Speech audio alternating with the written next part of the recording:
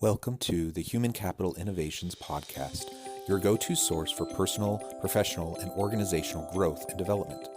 We hope you tune in often for all things people management, organizational development and change, organizational leadership, and social impact related.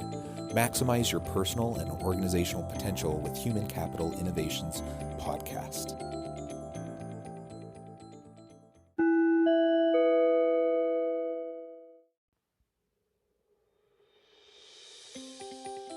Welcome to the Human Capital Innovations Podcast. In this HCI podcast episode, I talk with Tom Lawrence about how to become a highly effective leader in making the shift from manager to leader.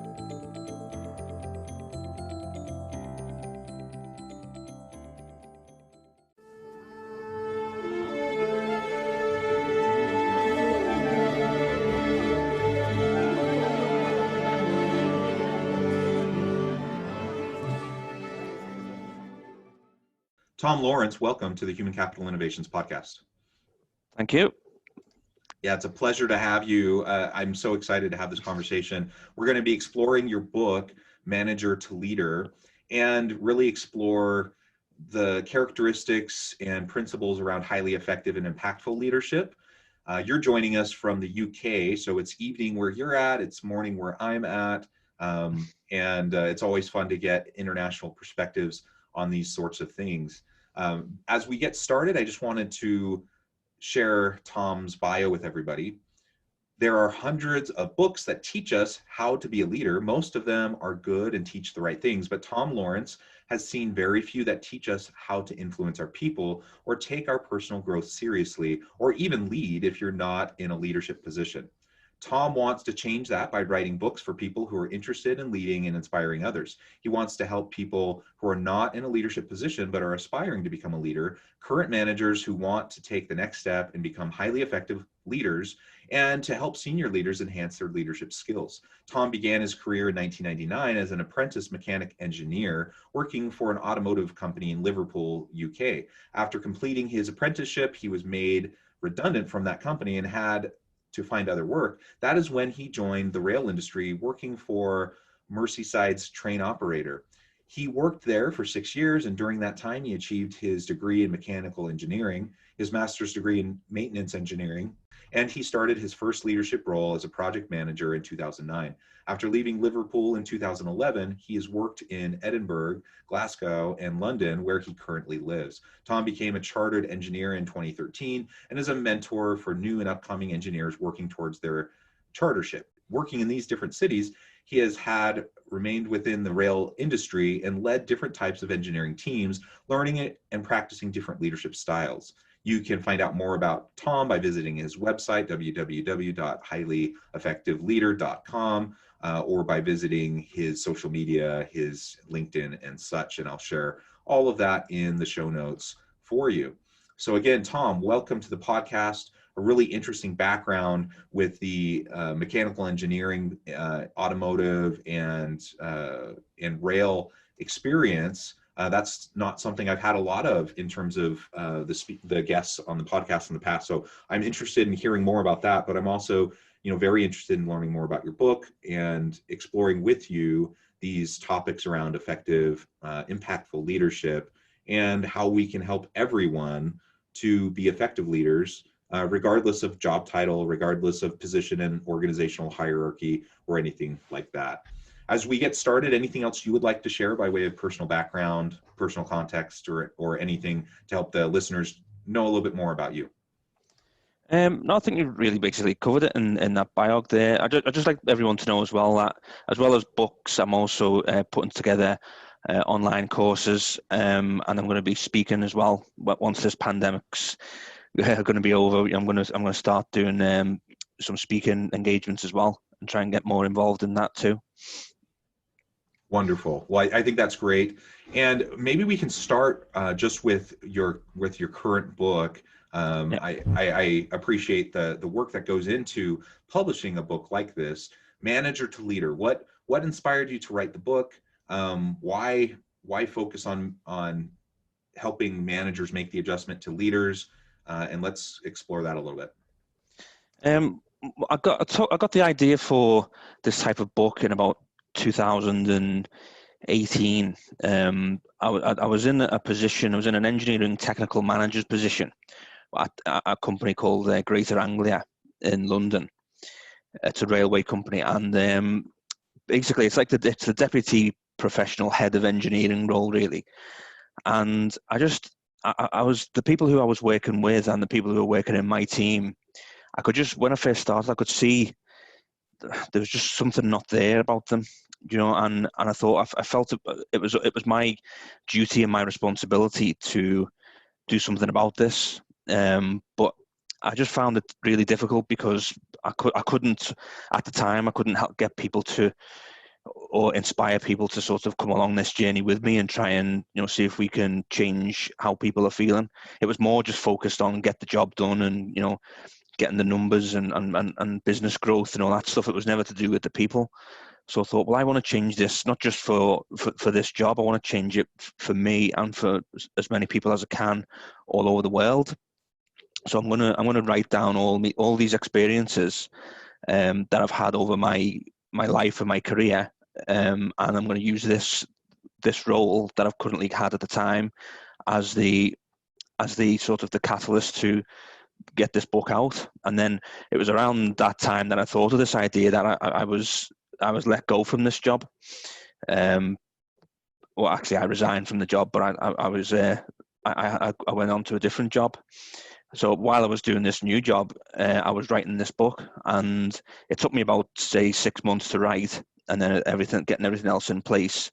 And then once I'd finished the book, I thought, well, rather than just put the book out straight away, why don't I try and see if I can build like a blog, like a website of blog articles, like weekly blog articles, using similar types of experiences and like stories from what I'd got from the book. And I did, and that's what I did. And after about a year of doing that, it went really, really well. Got a lot of engagement from people all over the world. And then once I'd got to that level, I thought, right, now's the time to put the book out and sort of leverage it through the website and through everything that I've been doing on YouTube and on LinkedIn as well. And so on the 31st of Jan, so just about 2 weeks ago, I put the book out, and so far it's had a really good reception. So that was basically where the book came from. Yeah, that's great. And what the book is about, it's, as the title says, it's called Manager to Leader, and the subtitle is How to Become a Highly Effective Leader. So it's basically targeted at managers and supervisors and team leaders who are in the position, but they're not quite getting the leadership part of it yet. They're not quite focusing on the people. It's more to do with getting the job done, getting the whatever industry you're in, getting the job done, getting the numbers, getting the, being in the black at the end of the month, stuff like that, which is what most managers around the world focus on. They don't focus on the people. So this book is basically to help managers and supervisors to go beyond the position of manager to become the leader. And what the book is trying to help people realize is, now that you're in the position of manager, you are not in whatever industry you're in. If you're in the engineering industry, the fashion industry, whatever industry it might be, you're not in that industry anymore. You're in the people industry. You're in the people business. Your job is about people. It's the people's job to do the job. It's your job to help the people and lead the people. And that's basically what the book is trying to get. That's the message coming from the book, really, is to sort of help people realize that and do the things that will inspire their people to give their best for the cause and for the job and for the team. So basically that's the book, really. That's wonderful. And I think that topic is a really important one. I do a lot of work in this space as well, and I often see a disconnect between, again, what you point out very aptly in your book title. There's a fundamental difference between being an effective manager and being an effective leader. And now, effective leaders need to do management things. They have to have management skills, so they need to do both. But an effective leader is all about leveraging the capacity of your people and your team, right? And being effective Yep. that way. And then, yes, you need to have some management skills, budget skills, Mm. those sorts of technical things that, Mm. to be able to carry out a function. But Yep. being a leader does not require a formal position, a formal title, spot in the hierarchy. Anyone can be a leader, Yep. even if they have no managerial responsibilities whatsoever. But certainly not all managers are leaders, and not all people, just because they have, just because they're an executive in a company, that doesn't mean they're a leader. Yep. They may think that they're a leader, but that doesn't mean they're actually being effective as a leader. So I think Mm. it's very important for us to consider the difference in approaches, the difference in focus and priority in those different types of roles. And I really love how you focus on making sure that everyone recognizes their potential as a leader. And it Mm. doesn't require, again, position or particular status. It also doesn't require a particular personality style. They're all different walks and types of effective leaders, Mm. and it tends to come back to their commitment and focus to their people, not whether they're charismatic, not whether they're a great public speaker. Mm. Those things can help, but in and of themselves, they don't actually do anything to help you be an effective leader. Yeah, exactly. I mean, as you say, like you could be within the team, but you can still be a leader within that team, if you know what I mean. You don't have to have the title of manager or supervisor or team leader. Um, if you have followers within the team, then you're a leader. And as you say, it's, you know, we, there might be certain people in executive positions who think they're a leader, but it's not actually them who tell them that they're a leader. It's other people. If you have followers, then you're a leader. If you don't have followers, but you're in an executive position, then you're not a leader. That's basically it. And if people might follow you because they have to, like they follow but what they're following is the position. They're not following you as a person. Whereas a leader is all about the person, all about the character, all about who you are as a person. And as you Absolutely. yeah. And I love that distinction. And what you just pointed out, the way I frame it is fear-based, Mm. right? A fear-based approach. Some would call it fear-based leadership. I don't think fear-based and leadership can go together. If you're using fear-based tactics to motivate people, they're doing it not because they want to follow you. It's because they're worried about their job, because they're Yeah. worried about what you're going to do to their career. And that Mm. kind of an approach can produce outcomes. Using fear can get people to comply, and it can Mm. get them to do what you want them to do. But that kind of an approach only results in short-term types of accomplishments and performance. It never Mm. leads to long-term commitment and long-term sustainable, measurable performance and innovation, right? Yeah. And so Yeah. if I want to be effective with my team, I have to make sure that I'm fostering a commitment-based, empowering type of leadership, Yeah. and that's the sustainable type, and that's where people want to follow you. They choose Mm. to follow you because they know it's a win-win scenario, that you're going to help them and support them, and that's in turn going to improve your situation, your capacity, which in turn will help your leader look better and perform better. Yeah. Exactly. And that, I mean, it's another word for fear-based leadership is manipulation, isn't it? And that's, I've had that experience many a time. When you just mentioned before about my starting my career in 1999 as an apprentice a mechanical engineer, my apprentice supervisor was exactly like that. He used to threaten us, and sometimes he had me in tears, and that was how we were led. But as you say, that type of manipulation, or that type of leadership or management style, whatever you want to call it, can produce outcomes, but it can only produce outcomes for a matter of days. It won't, it's not a long term. You're not waking up the next day, can't wait to get to work. You're fearing going to work. You know what I mean? So it's, as you say, it can produce an outcome, but nothing that an organization needs to sustain.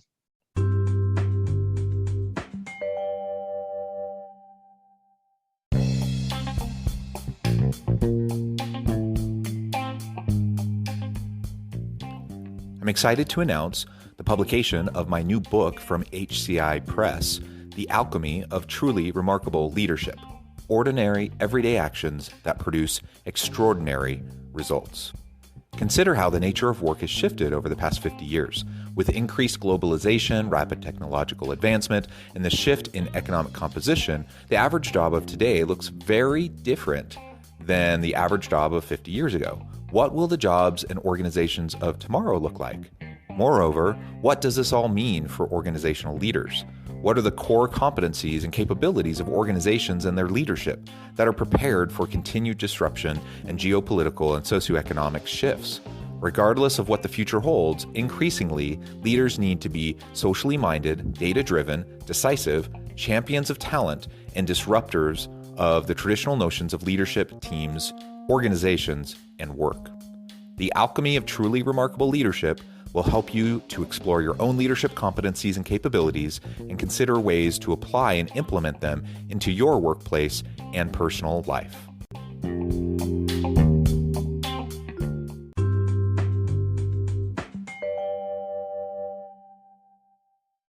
Yeah, absolutely. I think that's absolutely right.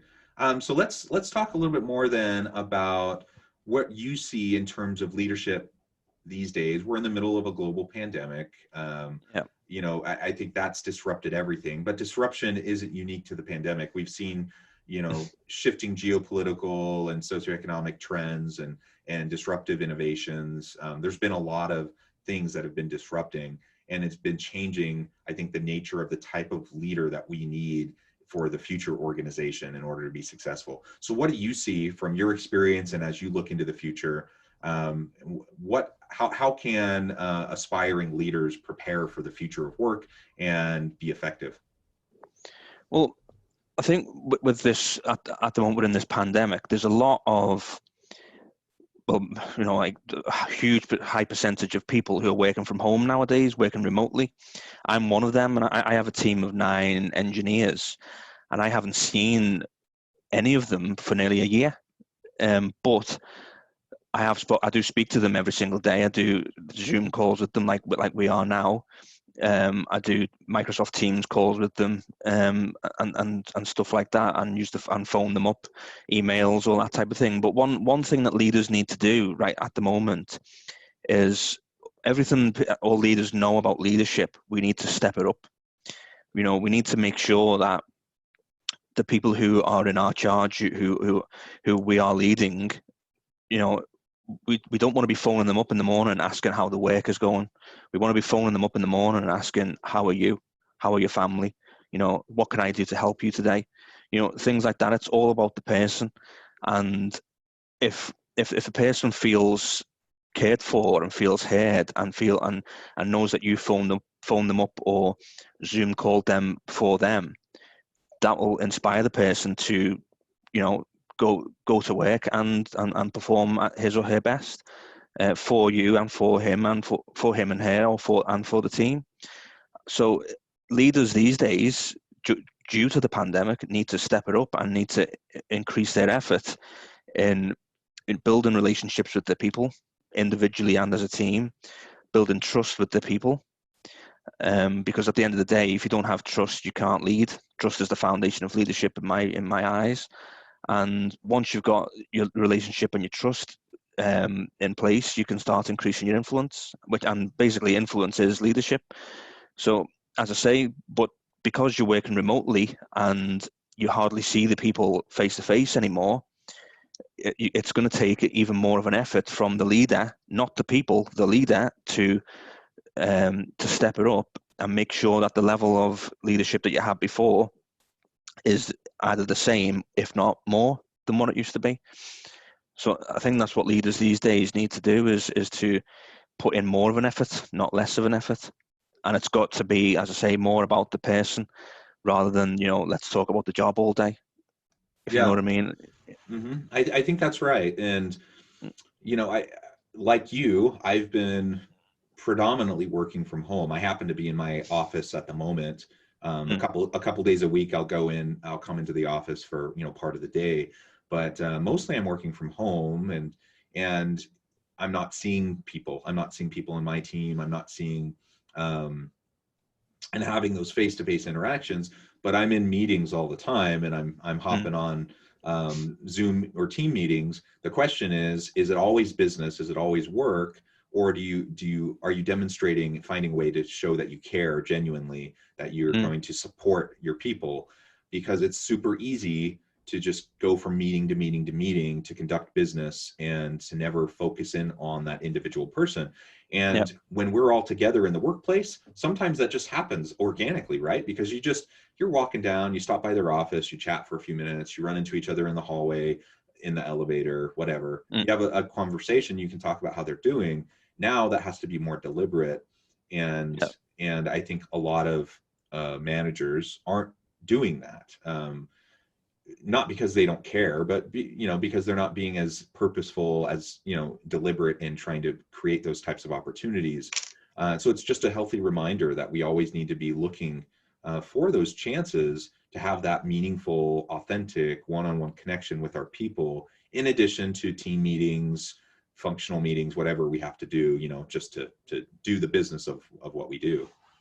Yeah, exactly. And I think this pandemic has made me, probably yourself and a lot more leaders around the world, realize just how sort of much we were taken for granted when it came to leadership. And as you say, walking past people in the corridor, seeing them in their office, just it was normal everyday things that we could do. But at the moment, we can't do those things. So that's why we need to, as you say, we need to be a lot more deliberate and put in that extra effort to sustain that level of leadership we had before, or increase it. To make sure that, as you say, we're here to care. We need to show our people that we care for them, not just tell them. We need to, as you say, we need to sort of make them feel like they are cared for, not just like say it in a few words and then do nothing all day. Don't speak to them for the rest of the day, or follow through on what you were gonna say you were gonna do and stuff like that. And it does need these days, as you say, that extra effort from the leader to make sure that his or her people are in a good place. Yeah, and to your point, in what you were just sharing, as well as what you said a few minutes ago, I think the trust component is so important, and you have to follow through. So because then, even just regardless of your best intentions, if you say you're going to do something and you don't follow through, or you say you care about your team member and that you're going to follow up with them to see how they're doing, and then you don't follow through, then the trust erodes and they don't see it as authentic, even if it was, like, even if you really did have that intention. So we just have to be very, I always think under promise, over deliver, right? Like, make sure that we're always doing more than what we say we're going to do, so that we don't erode that trust, and help people to feel confident in what our attempts are. And if we do make a misstep, as happens because we're all human, then we just need to make sure that we are proactive about correcting it as quickly as possible, and not just assume everyone's okay with us, failing to do whatever we said we were going to do. So I think that's important. So I'm wondering, one of the things I know you explore is in relation to this, being an effective leader, the kind of the good, the bad, and the ugly. You've shared a couple examples of probably the ugly, the bad leader, or the bad manager, someone who basically uses fear-based tactics, someone who's bringing their people to tears. Obviously, that's not, the empowering, commitment-based leader that we're striving for. But do you have any examples of maybe just an excellent leader that you've interacted with in the past? And what was it about that person that made them so exceptional? When I first joined the rail industry, as you spoke about earlier, I had an engineering director, whose name was Kevin. He came in sort of about 6 months after I'd started there. I was only about 22 at the time, and I could just tell by his demeanor and his presence that he was a leader. And he was just inspirational. He was just like a naturally inspirational person. When you spoke to him, he listened to you. He even used to say to me, when I talk to my people, I try to listen 80% of the time and talk 20% of the time. you know, when he has his one-to-ones, and because I remember asking him about setting up a one-to-one with someone, and that was his advice. You know, make sure you do most of the listening. You're not there to do most of the talking. And I was like, oh, I didn't realize that. I actually thought it was the other way around at the time. But for me, what he did for me was just exceptional, because the engineering director before him was a Dutch lady, and she was really good. But I went to her with the proposal of me going to university through the company. And then once I'd finished my degree, I would stay on and I would do certain things to return that investment. But she didn't agree with me, and she didn't let me do it. But within a few weeks of Kevin joining us, he signed it off and said, right, there you go, you're going to university. This is what I see in you. And he told me exactly what he saw in me.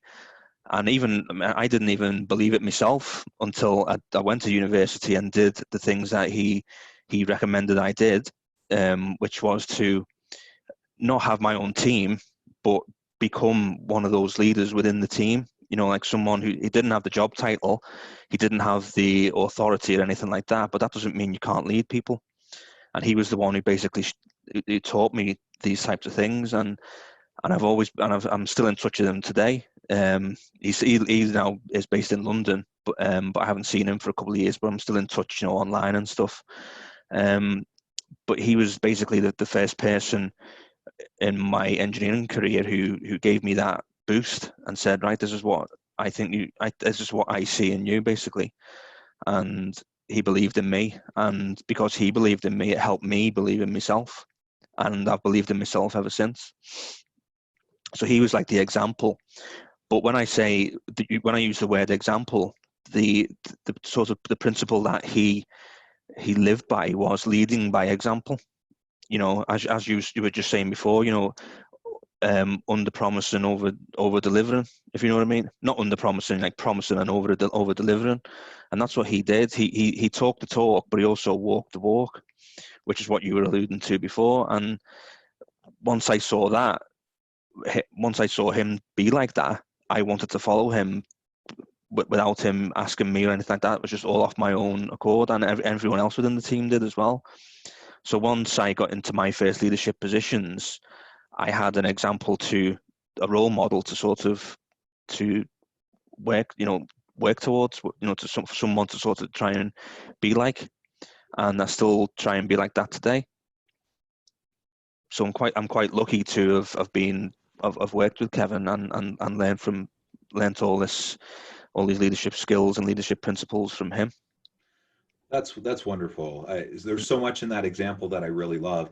But one of the things that you said that I think just really stuck out to me the most was that he helped you develop your confidence in yourself, right? Yeah. I think that's the mark of a truly great leader. They see the potential in their people, and then they help them to rise to the occasion and achieve that potential.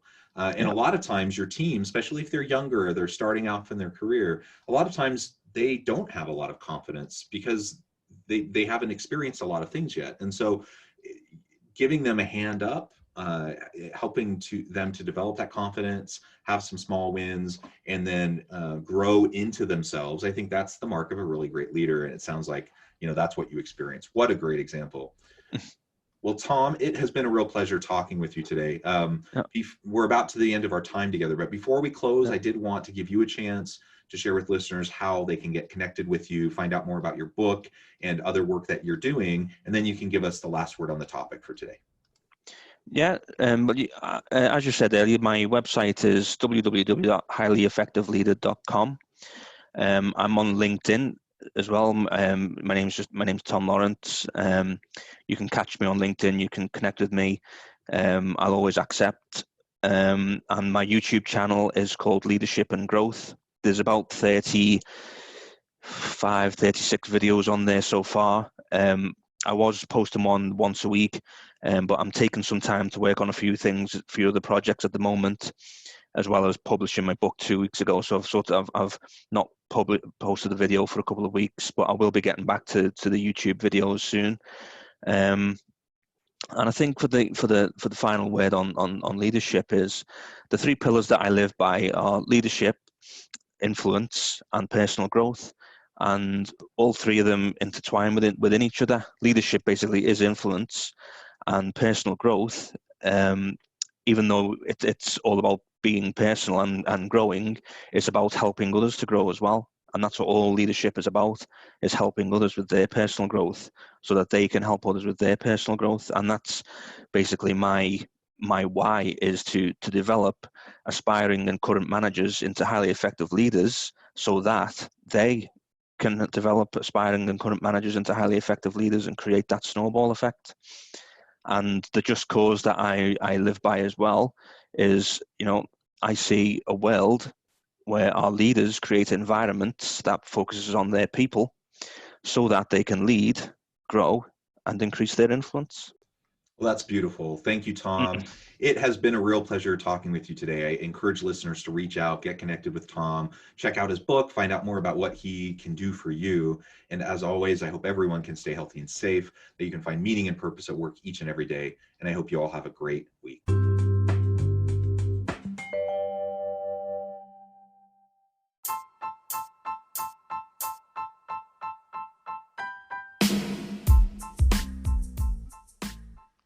We are excited about the launch of HCI's new magazine, Human Capital Leadership. Human Capital Leadership is a free, interactive e-magazine designed to help individuals, leaders, and organizations find innovative approaches to maximize their human capital potential. We will be publishing issues quarterly in August, November, February, and May. Check out the first issue and let us know what you think.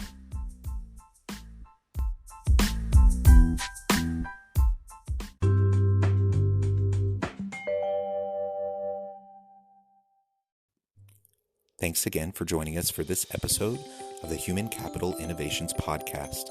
I hope you stay healthy and safe and that you have a great week.